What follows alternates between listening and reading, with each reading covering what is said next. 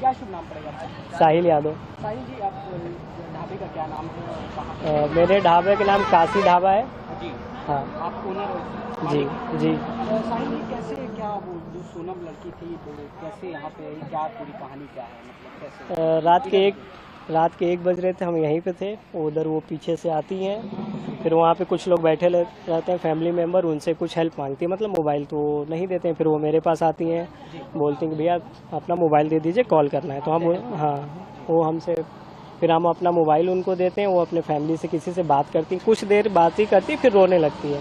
फिर हम उनके फैमिली से बात करते हैं, उनको बताते हैं वो यहाँ पे हैं, इस स्टेट में, इस ज़िले में। फिर कॉल कट हो जाता है, मतलब फिर वो हम उनको पानी देते हैं, वहाँ पे वो जाके बैठ के पीती हैं कुछ देर बाद। और मेंटली सही नहीं थी। हाँ जी। फिर कुछ देर बाद उनके भाई का भी कॉल आता है, फिर दोबारा बात कराते हैं नंबर जी, मेरे नंबर पे। फिर फिर उसके बाद उनके भाई जब बोलते हैं कि एक बार लोकल पुलिस थाने को आप इन्फॉर्म कर दीजिए, तो हम पुलिस वाले कॉल करते हैं। वो लोग भी आते हैं कुछ देर बाद, उनसे बातचीत करते हैं, पूरा समझ मतलब उनके बाद फिर और भी लोग आते हैं। फिर कुछ देर बाद 2-2:30 बजे के आसपास उनको लेके चले जाते हैं। 2-2:30 बजे के बाद उनके साथ कोई और भी था? सोनम जी नहीं, वो अकेली थी। अकेली थी। तो कैसा क्या वो बातचीत करी थी फैमिली से, कुछ सुने आप जैसे कुछ? बस वो कॉल लगा के भैया मैं यहाँ पे हूँ, इतना बोलने के बाद वो रोने लगती है। आपने उसकी मदद की और क्या किया? पानी वानी पिलाया, मदद किया? बस पानी, और बाकी चाय वाय पूछे तो वो मना कर दे रही थी।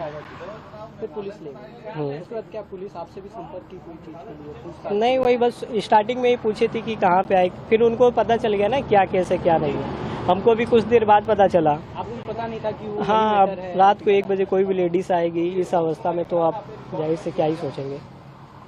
क्या शुभ नाम पड़ेगा आपका? साहिल यादव। साहिल जी, आप ढाबे का क्या नाम है और कहाँ? मेरे ढाबे का नाम काशी ढाबा है। जी। हाँ आप ओनर हो? जी जी। साहिल जी, कैसे क्या वो जो सोनम लड़की थी तो कैसे यहाँ पे आई, क्या पूरी कहानी क्या है, मतलब कैसे?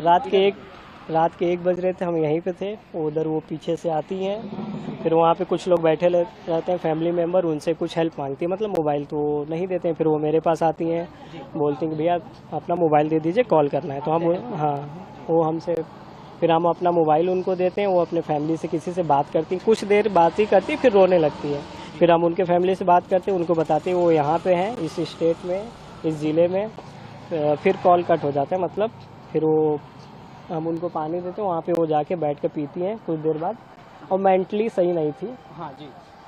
फिर कुछ देर बाद उनके भाई का भी कॉल आता है, फिर दोबारा बात कराते हैं जी, मेरे नंबर पे।